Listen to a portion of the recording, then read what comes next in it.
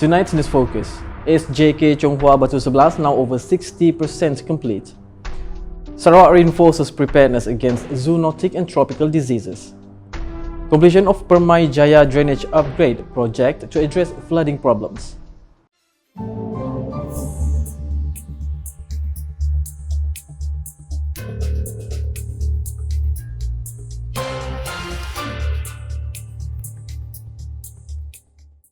Assalamualaikum and good evening. Sekolah Jenis Kebangsaan SJK Chonghua Batu 11 is now over 60% complete. Sarawak Deputy Premier Dato' Amar Professor Dr. Sim Kui Hian stated that the school is expected to be fully completed by March next year. It will be completed by March, but it's a very fast project. I think we need groundbreak. Yeah. End of last year. Last year. The groundbreaking was the end of last year. 10 October last year. October, I mean, now you see. Second floor, almost a third floor already. So much of 2026. So that's why they said by March 2026, right? I mean, which is I think about 15 months.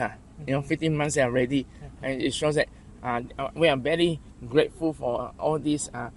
Everyone come together, the good contractors coming together. They all this. He made these remarks to reporters after a courtesy visit to SJK Chonghua Batu 11 construction site on Friday. During the visit, a cheque for 1.5 million ringgit was handed over from the Sarawak government to the SJK Chonghua Batu 11 Management Board. The Chief Political Secretary to the Premier of Sarawak, Dato' Fazruddin Abdul Rahman, was also in attendance. Dato' Fazruddin, who is also Tupong Assemblyman, expressed his appreciation to Dato' Amar Dr. Sim for his efforts in securing additional funding for the school's construction. Very well, dan pada hari ini Yang Berhormat Dato' Amar membawa cek berjumlah 1.5 million untuk kita beri kepada lembaga untuk mereka teruskan pembangunan, dan kita ingin pastikan sekolah ini siap secepat mungkin agar pelajar-pelajar dapat merasai sekolah baru ini secepat mungkin. To note, this project with a capacity for over 100 people as an allocation for 7 million ringgit, the Sarawak government has already provided 4 million ringgit in funding, including the additional funds handed over.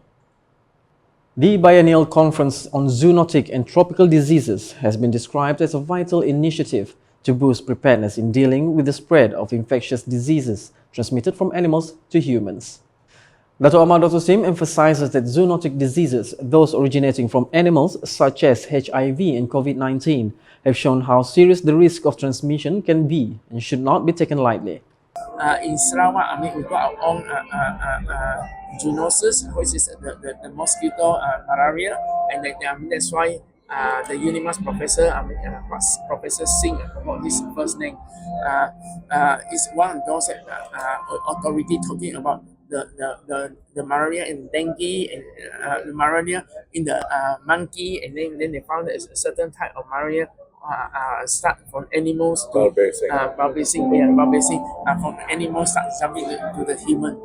So why for premiers trying to say, okay, we don't wait for COVID-19. That's why we spend more than 200 million setting up our Sarawak Infectious Disease Center, the first one in the whole of Malaysia.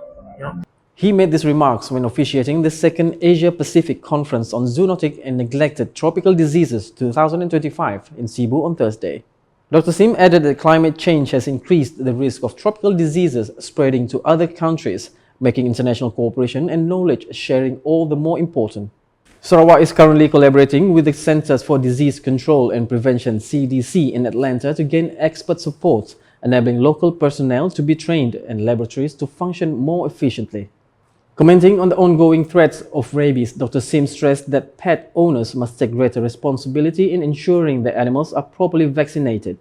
Like, we have been rabies campaign for a long time, but then of course the immune belt doing very well. 80% of the dogs right along the borders are vaccinated, but in urban area, right, a lot of people just I mean, even free vaccination they still tak apa. If it's your dog or your cats, right, you need vaccinated, you have to take the responsibility. You cannot expect we the government to go house to house. And so it's your responsibility, and together we will eliminate rabies. rabies can be eliminated. The drainage system upgrade project at Jalan Datuk Permaisuri 2C, Permyjaya, has been successfully completed, providing relief to local residents after facing flooding and stagnant water problems for a long time. Sarawak Transport Minister and Senandin Assemblyman Datuk Sri Lee Kim Shin said the 300,000 ringgit project was implemented under the Rural Transformation Project (RTP) and had commenced on January 6, 2025.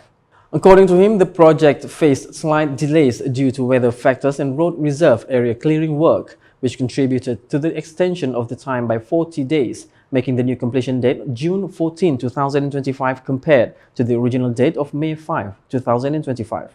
During a site visit on Thursday, he said the project aims to solve the problem of flooding and stagnant water that frequently occurs in residential areas and also poses a risk of dengue due to static water. Dato Sri Lee explained that the project involved the construction of a 243-meter long and 2.5-meter wide covered concrete drainage, replacing the existing small and inadequate drain, which was only 1.5 feet wide. He added that this project is the only RTP project for the area this year, and it covers all areas that were often affected before. The Sarawak government continues to strengthen its strategic collaborations with the Bukit Aman Narcotics Crime Investigation Department (JSJN) in a concerted effort to curb drug abuse and the growing concern over the use of illegal substances, including the vape products. This cooperation was reinforced through a courtesy visit by Acting Director of JSJN Bukit Aman Datuk Madzani alias Salahuddin Cik Ali, accompanied by the Head of Narcotics Intelligence and Operations Jasmirul Jamaluddin, to Sarawak Minister for Women, Early Childhood and Community Wellbeing Development, Dato Sri Fatimah Abdullah at the Baitul Makmur 2 in Kuching on Thursday. Dato Sri Fatimah, who also chairs the One-Stop Committee to Address Drug and Substance Issues (OSC-MIDS), described the visit as a valuable opportunity to deepen collaboration between state and federal agencies in a more coordinated manner. Kami mewakili One-Stop Committee menangani isu dadah dan substans, merasa bahawa kunjungan hormat ini akan insya-Allah dengan perkongsian dan taklimat yang akan diberikan nanti, insya-Allah ia akan dapat memantapkan lagi usaha kita di bawah One-Stop Committee menangani isu dadah dan substans di negeri Sarawak. According to her, one of the key concerns raised during previous OSC-MIDS meetings was the exploitations. According to her, one of the key concerns raised during previous OSC-MIDS meetings was the exploitations of Sarawak as a drug transit point by syndicates, especially via courier services as their modus operandi. Saya rasa tahun lepas kita telah melawat di lapangan terbang Miri, dan kita dapat lihat timbunan parcel yang dihantar yang sampai pada satu-satu ketika itu.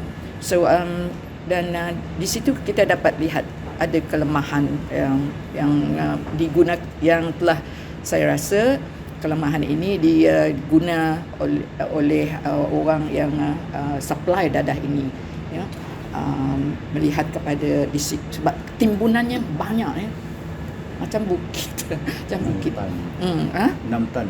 Yeah, you just imagine that's per day. So we have identified that is one of the issue yang perlu kita tangani, perlu kita tangani bersama. Beyond distribution concerns, Dato Sri Fatimah also voiced growing alarm over the rise in vape use among the students, an issue which has also drawn attention in Parliament. She added that a working paper on vape usage has been submitted to the Sarawak State Executive Council and is currently undergoing technical evaluation before being presented to the State Cabinet for the policy consideration. Meanwhile, Datuk Madzani revealed that Sarawak has recently been identified as an emerging transit hub for drug trafficking from Peninsular Malaysia to international markets. Lately, kita dapati sedikit-sedikit di belah Semenanjung telah cuba untuk memasuki pasaran Sarawak dan menjadikan negeri Sarawak as a negeri transit sebelum dipasarkan ke negara-negara jiran.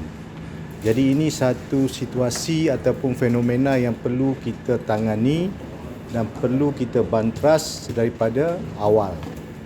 He noted that courier services remain the primary delivery method used by these syndicates as his department is actively working to uncover the networks and individuals behind the operations. Commenting further on the vape issue, he acknowledged that while the situation in Sarawak has not reached the critical levels seen in the peninsula, proactive and comprehensive action must be taken without delay. The Social Development Council MPS is taking a more efficient approach to handling social cases by launching the Integrated Social Development and Intervention Management System (ISDIMS). Dato' Sri Fatimah said ISDIMS is expected to become the backbone of digital transformations of Sarawak social development, supporting cross-agencies data coordination, real-time social reporting and more responsive and impactful policy planning. So this is another, I think, milestone for us at MPS where social cases can be addressed faster and also lebih cepat kerana kita dapat data itu pakai data dan boleh berkongsi data dengan relevant agency. So I think ours is the first to use this system untuk menyelesaikan kes isu sosial ini secara bersepadu, secara cepat, secara tepat dan kerjasama antara agensi juga dapat dilaksanakan dengan tepat sekali. She said this during a press conference after chairing the MPS members meeting held at Wisma Bapa Malaysia on Thursday. Regarding social problems in Sarawak, she stated that MPS is continuing to take new measures including research, assessments, intervention programs and mapping areas of social problems throughout Sarawak involving all 13 common cases reported.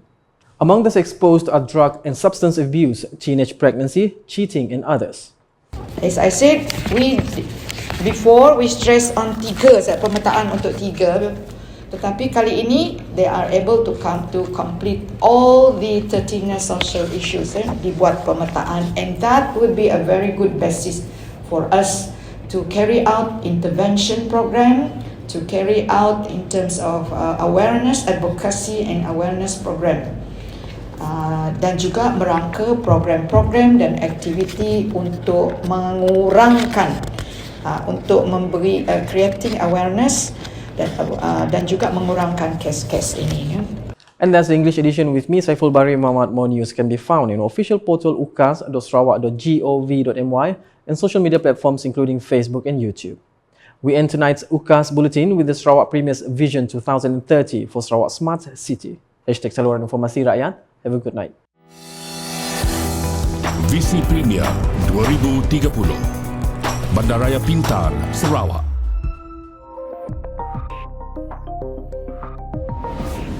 Sarawak sedang membangunkan pelan induk bandar pintar bagi kawasan-kawasan bandar yang akan mengutamakan kemampanan alam sekitar di dalam proses urbanisasi. Pelan induk bandar pintar Kuching dibangunkan dengan mobiliti karbon rendah dan infrastruktur bandar pintar sebagai keutamaan yang penting di dalam pembangunan Ibu Negeri Sarawak pada masa hadapan.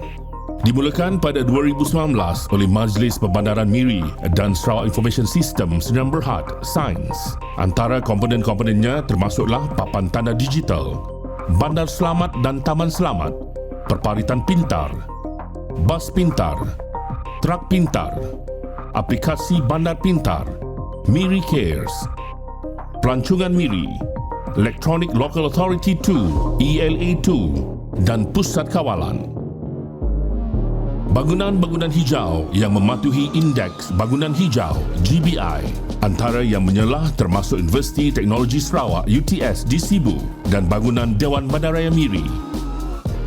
Pusat Operasi Bersepadu Sarawak SIOC merupakan komponen penting di dalam perancangan Bandar Pintar Sarawak dan saling boleh kendali serta ia adalah sebahagian dari inisiatif Kerajaan Sarawak dari visi yang amat berhormat Datuk Tinggi Dr. Abang Haji Abdul Rahman Zohari bintun Datuk Abang Haji Openg, Premier Sarawak. Penggunaan meter elektrik pintar yang dimulakan oleh Sarawak Energy untuk mempertingkat pengalaman pengguna dan membekalkan perkhidmatan bacaan bil yang tepat berdasarkan penggunaan masa sebenar. Pusat Kawalan Bersepadu adalah yang terkini di pusat lokasi untuk memberi arahan, koordinasi dan membuat keputusan di dalam menyokong respon insiden. Sarawak bakal menjadi contoh kepada negeri-negeri lain di Malaysia dengan perancangan Bandar Pintar. Visi Premier Sarawak Maju 2030.